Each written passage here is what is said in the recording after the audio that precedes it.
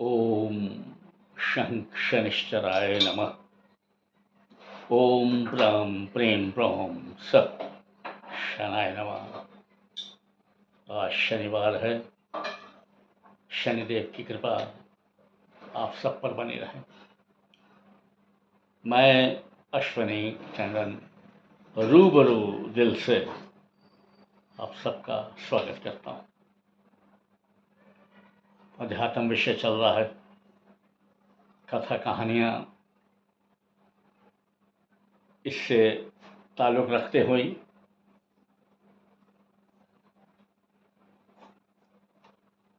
वार्तालाप चलता रहता है। मन को शांति मिलती है। अध्यात्म, अपनी आत्मा को जान लेना, मैंने पहले भी कहा था। आत्मा को जागृत करना, डायरेक्ट परमात्मा से मिलन तो नहीं कहूँगा मैं, लेकिन डायरेक्ट कनेक्शन परमात्मा से। अध्यात्मवाद एक ऐसा अस्त्र है जो परमात्मा से आपको समीप करता है परमात्मा के। और यही अगर गुरु के संरक्षण में हो तो सोने पर सुहागा। अपने आप को जान लेना, आत्मचिंतन करना, ध्यान, प्रार्थनाएं, योग, ये सब अध्यात्म के हिस्से में आता है। लेकिन सबसे बड़ी बात अध्यात्म में है, वो है ईश्वर के नाम का उच्चारण। ओम या राम। मैंने पहले भी कहा था, ये दोनों ही शब्द अपने आप में इस संसार में सबसे ज़्यादा उच्चारण होने वाले शब्द हैं और बखूबी लाभ देते हैं लोगों को। ये ऐसी बात नहीं है, ये मंत्र अगर दिल से निकलते हैं तो लाभ ही लाभ है। हमें स्वामी जी महाराज, श्री स्वामी सत्यानंद जी महाराज, वो नाम की महिमा और राम की महिमा, इस नाम को इतना सुंदर उन्होंने वर्णन किया है कि मेरे ख्याल में किसी ग्रंथ में नहीं मिलेगा। ये उनका छोटा लघु ग्रंथ है, अमृतवाणी ग्रंथ। क्या छोटा सा ग्रंथ है, मान लो गागर में सागर है। कहते हैं, महाराज श्री कहते हैं, राम सिमरन होवे सहाय। राम सिमरन है सुखदाई। राम सिमरन सबसे ऊंचा, राम शक्ति सुख ज्ञान समूचा। राम राम ही सिमर मन, राम राम श्री राम, राम राम श्री राम भज, राम नाम हरि नाम। महाराज ने एक विषय में बहुत सुंदर बोला है, वो है मिथ्या। मिथ्या में बहुत कुछ आ जाता है। ये हम संपूर्ण मानव जाति, हम इंसान लोग, ये अवगुण, ये निर्गुण, बहुत ही घटिया गुण, ये हम अपने आप से दूर नहीं कर सकते, चाहे कितना भी हो, कोई भी हो। मैं खुद हूँ। हमें निंदा चुगली करने का, सुनने का चटखारा मिलता है। हम बड़े चाव से सुनते हैं और करते भी हैं। जिनका विवेक जाग गया उन्होंने तो बंद कर दिया। जिनका विवेक ही नहीं जागा वो अपनी दुनियादारी में मस्त हैं, लगे हुए हैं एक दूसरे की बुराई करने में। मैं ऐसे लोगों को जानता हूँ जिनसे मेरा संपर्क भी रहा। मान लो जैसे आपके बहुत अच्छे मित्र हैं, कोई भी हो, स्त्री हो या पुरुष हो, आपका बहुत प्यार है, आप हर बात अपने दिल की उनसे करते हैं। आपको मानो लगता है कि इसी में मेरा संसार है, इसके साथ मैं जो बात करूँगा मेरे मन को शांति मिलेगी और मुझे इससे बात करने में बहुत अच्छा लगता है। यही मेरा एक संसार। ऐसे में क्या होता है, वो मित्र वो आपसे अपने उन मित्रों की मिथ्या करता है जो उसके बहुत करीब हैं, जिसके साथ दिन रात का उठना बैठना है। उनकी खूब बुराइयां करता है आपके सामने। वो ऐसे, उन्होंने ऐसा किया, उन्होंने वैसा किया, और आप भी सुनते हैं, यानी हम सुनते हैं, चटकारा भी लेते हैं, इंटरेस्ट भी लेते हैं, और पूछते हैं तो फिर क्या हुआ, जिज्ञासु, हमारी जिज्ञासा बढ़ती रहती। जैसे अगर इस विषय में ना बात हुई तो हम कुरेद के पूछेंगे और फिर क्या रहा, बस। ये चाहे कोई भी हो, इसके लिए महाराज ने बड़ी कड़ी निंदा की है कि मिथ्या मन कल्पित मत जाल, मिथ्या है मोह कुमद बैताल, मिथ्या मन मुखिया मनोराज, सच्चा है राम नाम जपकाज। मिथ्या है वाद विवाद विरोध, मिथ्या है वैर निंदा हठ क्रोध, मिथ्या द्रोह दुर्गुण दुख खान, सच्चा है राम नाम जपने धाम। यह मिथ्या लफ्ज इंसान के जीवन को, उसके पुण्यों को दीमक की तरह काट लेता है। तेरी मेरी मेरी तेरी। हमें ये नहीं मालूम कि हम जिसकी भी मिथ्या कर रहे हैं, हम उसका पाप अपने सर ले रहे हैं, और ये हकीकत है। हमें उसका दंड मिलेगा, हर हाल में मिलेगा, कभी हो ही नहीं सकता कि ना मिले। मैं दावा करता हूं इस बात का, और इसी जन्म में मिलेगा, क्योंकि उनको नहीं पता, जिनकी हम मिथ्या कर रहे हैं उनको नहीं पता। उनके सामने तो हम हंस बैठ रहे हैं, खा पी रहे हैं, आप मेरे बहुत अच्छे मित्र हैं, अरे आपका तो जवाब नहीं। लेकिन हम अपने एक खास मित्र के सामने उसकी बखिया उधेड़ रहे हैं, उसको कब्र में डाल रहे हैं जीता जी, और उन्हीं के साथ आप फिर उठ बैठ रहे हैं, फिर हंस खेल रहे हैं, फिर मस्ती कर रहे हैं, तारीफ पर तारीफ, प्रशंसा करे जा रहे हैं उसकी। ये मेरा बेस्ट फ्रेंड, ये मेरी जान, ये मेरा ये, दिस इज ऑल रबिश। ये नहीं होना चाहिए। इसकी कीमत बहुत बुरी तरह चुकानी पड़ती है, कोई भी हो। ये अच्छी बात नहीं। अध्यात्मवाद में ये सबसे बड़ी रुकावट है। आपके सारे पुण्य जितने मर्जी आपने किए हों वो खत्म हो गए। जहां आपने किसी की निंदा की वो खत्म हो गए। इसका मतलब ये हुआ, अर्थ ये हुआ कि आप तो किसी के भी नहीं हैं,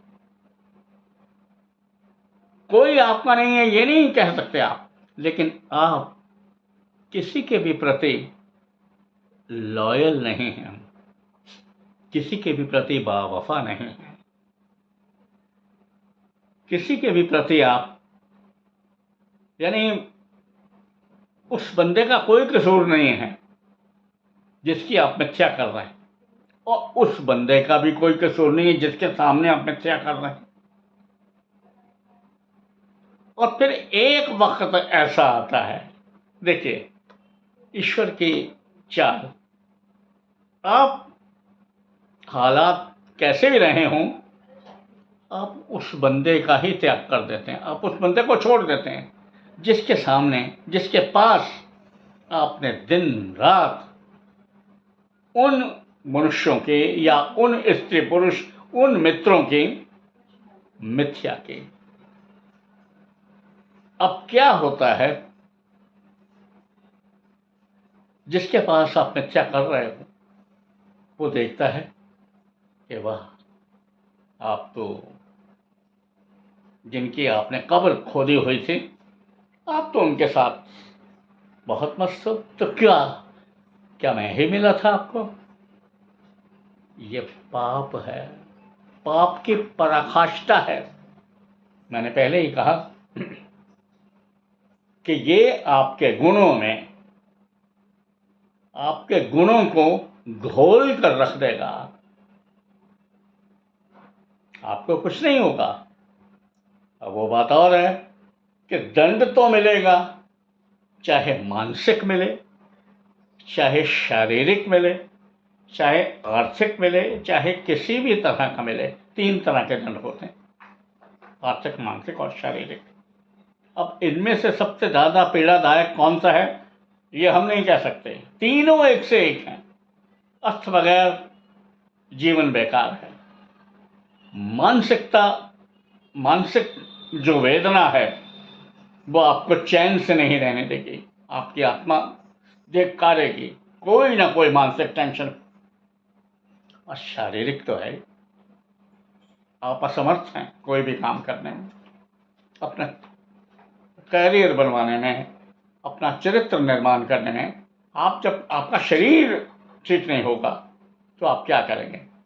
तो ये 3 तरह के ताप आपको भोगने पड़ेंगे। महाराज श्री इसकी कड़ी निंदा करते हैं।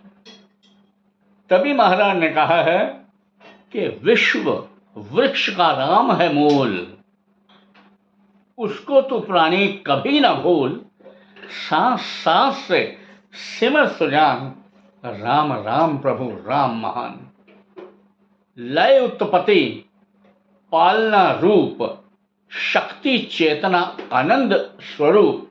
आदि अंत और मध्य है राम, अशरण शरण है राम विश्राम। ये तो एक विषय था कि मिथ्या, या हमें अपने अंदर क्वालिटीज लानी चाहिए, तभी हमें अध्यात्म का फायदा है। नहीं तो हम वैसे ही ध्यान लगाते रहें, इधर उधर की चुगलियाँ करते रहें, हमारा दिनचर्या हमारी रद्दी हो, और अपनी तरफ से हम अपने ऊपर लबादा उड़ते रहें कि हम तो ईश्वर के करीब हैं। कभी भी नहीं हो सकते आप, लाख चाहें। आपका ख्याल दुनियादारी में ही रहेगा। स्वामी जी महाराज, मैंने बताया कि वो एक एनसाइक्लोपीडिया थे। इतना ज्ञान, इतना ज्ञान, उनके ग्रंथ पढ़कर मैंने लोगों में एक गजब का एक चेंज देखा है। महाराज ने खुद कहा, राम नाम ने वे भी तारे, जो थे अधर्मी अधम हत्यारे।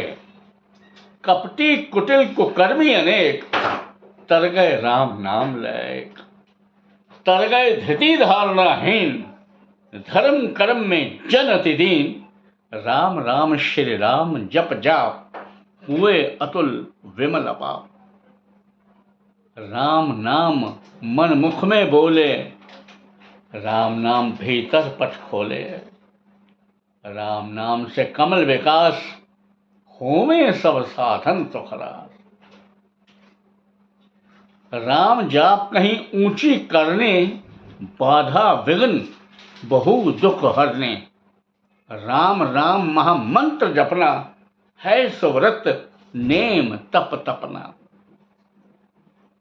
देखिए, नाम की महिमा, ये राम की महिमा, ये राम, रोम रोम में बसने वाला राम। राम, हम संसारी लोग हैं। संसारिक भोग विलास में हम अत्यधिक व्यस्त हैं। कोई भी हो, इससे कोई अछूता नहीं है। ना तो कोई आजकल संत है, सच्चा संत कोई भी नहीं है, ना कोई सन्यासी है, और ना कोई ऐसा है जो अपने आप से ये कहे कि मैं कुछ प्राप्त कर चुका हूँ, मुझे किसी चीज़ की लालसा नहीं। नहीं, इम्पॉसिबल। लालसा हर चीज़ की है। तपस्वी को लालसा है तब करके कि मैं कुछ पालूं, वो लालसा ही हुई। सन्यासी को है कि मुझे भोजन मिलता रहना चाहिए, मुझे भिक्षा मिलती रहनी चाहिए। कभी किसी ने ये नहीं सोचा कि इंद्रियों को वश में कैसे करना है। वो हो ही नहीं सकता। लाख चाहे बोले, बड़े बड़े स्वामी बाबे, ये झूठे, कहते हैं ना,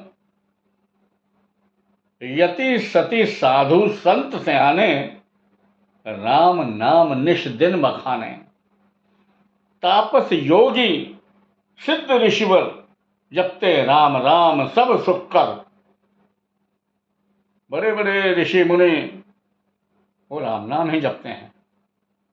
वो बात गई, वो जब युग हुआ करते थे, सच्चे संत, सच्चे संस्कारी संत, सच्चे गृहस्थ, गृहस्थ में ही संन्यास है। यह सबसे उत्तम और सबसे जिसे कहते हैं कठिन आश्रम है गृहस्थ।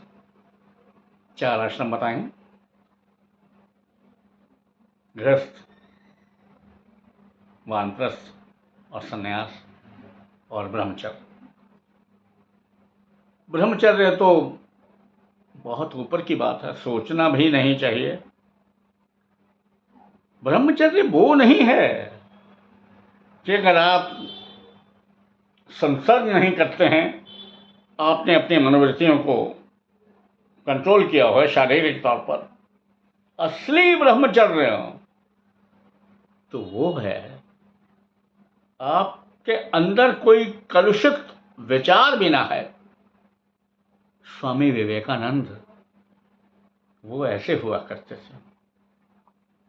जब अमेरिका में उनका भाषण हुआ, उन्होंने लेक्चर दिया, तो देखिए बात छोटी सी है। उन्होंने खचाखच भरे हॉल में, जहां एक से एक सुंदर स्त्री और पुरुष बैठे हुए, विवेकानंद खुद बहुत ही नूरानी, बड़े हैंडसम हुआ करते थे। गजब का नूर था उनके चेहरे में। यानी नरेंद्र विवेकानंद जी। अब छोटी सी बात है, उन्होंने अपना भाषण ही शुरू किया किससे? Hello brothers and sisters. जाते ही रिश्ता कायम कर लिया। लोग कहते हैं रिस्पेक्टेड लेडीज एंड जेंटलमैन, उन्होंने कहा रिस्पेक्टेड ब्रदर्स एंड सिस्टर्स। इस तरह उनके चरित्र की ऊंचाई पता चलती है। महान विवेकानंद। बहरहाल, तो बात चल रही थी कि हम विषय विकार से नहीं छूट सकते। मैं हमेशा कहता हूँ विषय विकार से छूटना बहुत मुश्किल है। हम बस अपने थोड़ी देर में अपने मन को वश में करके हम ध्यान करते रहें। मैं यकीन से कहता हूँ बहुत कुछ पा जाएंगे आप। सब कुछ यहीं रह जाना है, सब कुछ। एक कथा मुझे याद आई। एक राजा थे, बड़े प्रतापी, बड़े समृद्ध। उनको अपने खजाने में जो उन्होंने छुपा कर रखा हुआ था, उनको हीरे मोती माणिक लाल तरह तरह के आभूषण, तरह तरह के महंगे पत्थर उनको इकट्ठा करने का शौक था। इतना शौक था कि खजाना उनका लबालब भर चुका था। और राजा के अंदर, राजा अच्छे थे, विवेकशील थे, धर्मात्मा थे, लेकिन ये उनका शौक था। और राजा इतने आसक्त थे अपने उस खजाने के प्रति,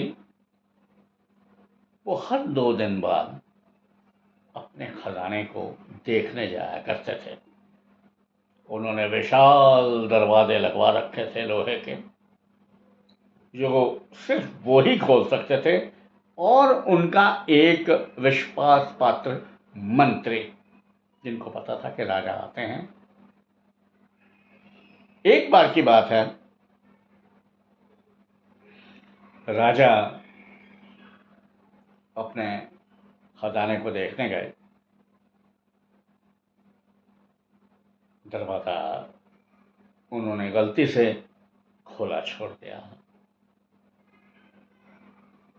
देखिए, संयोग की बात, उसी दिन महामंत्री भी आए। तो राजा अपने खजाने में दूर बैठे देख रहे थे, कितना खजाना है मेरे पास, कोई गिनती नहीं है, ये तो सारे लोग को खरीद ले, इतना खजाना है, बेशकीमती हीरे मोती। अब मंत्री ने क्या सोचा, उसका तो बेचारे का एक स्वामी भक्त दिमाग था। वो कहता, हो सकता है महाराज आए हों और जाने के पश्चात वो ये दरवाज़ा खुला छोड़ गए हों, तो मेरा कर्तव्य बनता है ये करोड़ों अरबों का धन जो मेरे स्वामी ने बहुत प्रेम से संचित किया है, मैं इस द्वार को बंद कर दूँ, क्योंकि वो नहीं जानता था कि महाराज तो अंदर है, राजा। और उसने दरवाजे को बंद कर दिया और बाहर से उसको लॉक कर दिया। विशाल दरवाज़ा लोहे का, मैंने बताया कि सिर्फ दो ही लोग थे बंद करना और खोलना जानते थे, राजा और उनके ये मंत्री। ये कह के वो मंत्री चला गया। अब राजा जब उनका हृदय प्रसन्न होता जा रहा था, जब उनका पेट भर गया, अब उन्होंने सोचा कि चलो वापसी करें। राजा आए, बड़े चकित हुए, ये समझ नहीं आया कि मैंने खुला छोड़ दिया था दरवाज़ा या बंद। उन्होंने द्वार खोलने की कोशिश की। अब द्वार कैसे खोले, वो तो एक हाथी के टकराने से भी नहीं खुल सकता था, इतना मजबूत द्वार था। राजा ने बहुत कोशिश की, करते रहे करते रहे करते रहे, थक के चूर हो गए। घंटों बीत गए, एक दिन बीत गया, अभी भी राजा शक्तिशाली थे, देह यष्टि अच्छी थी, बड़े परेशान तो हो ही गए। रात्रि आ गई, बहुत परेशान राजा भूख प्यास से व्याकुल हो गए। इतने व्याकुल हो गए कि उनका दिमाग बौरा गया। उन्होंने अपने हीरे उठाए, कहते, मुझे भोजन दो, क्या तुम मुझे भोजन दे सकते हो? अब वो हीरे क्या भोजन देंगे, राजा ने पटक दिए। सोने की मोहरें उठाएं, क्या तुम मुझे जल दे सकते हो? निर्जीव वस्तु क्या दे सकते? इसी तरह हर हीरे मानिक लाल पूछ पूछ कर अश्रु भरे नेत्रों से कहते कि देखो, हे मेरे भगवान, अरबों की दौलत खरबों में मैं बीच में बैठा हूं और मेरा पेट भूख की अग्नि से व्याकुल है। मैं मरा जा रहा हूं, मैं प्यास से व्याकुल हूं।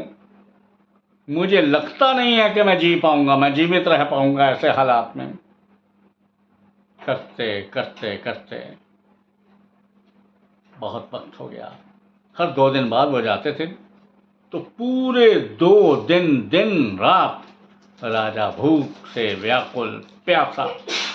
आखिर राजा को कुछ नहीं सूझा। वहां पर कुछ पत्थर पड़े थे। राजा ने जोर से एक पत्थर अपनी उंगली पर मारा, उसमें से जो रक्त निकला, उससे राजा दीवार पर क्या लिखता कि आज मुझे समझ आया, जिसको मैं संचित करता रहा, जिसका मैंने संचय किया इतना ज़्यादा, ये धन्य धान ये किसी काम के नहीं है।